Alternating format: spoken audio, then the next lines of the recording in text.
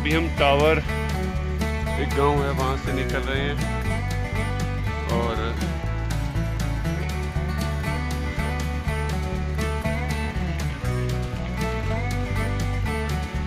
ये सामने के कुछ मनाजिर,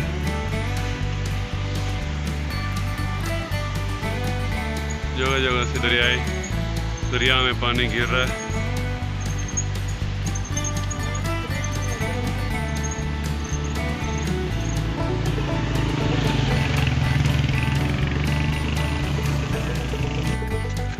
अभी हम ये पावर जो गांव है वहां से गुजर रहे हैं।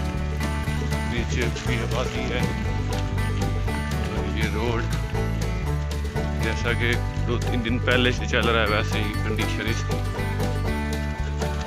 अगर ऐसा भी चलता रहे तो हमें मंजूर है।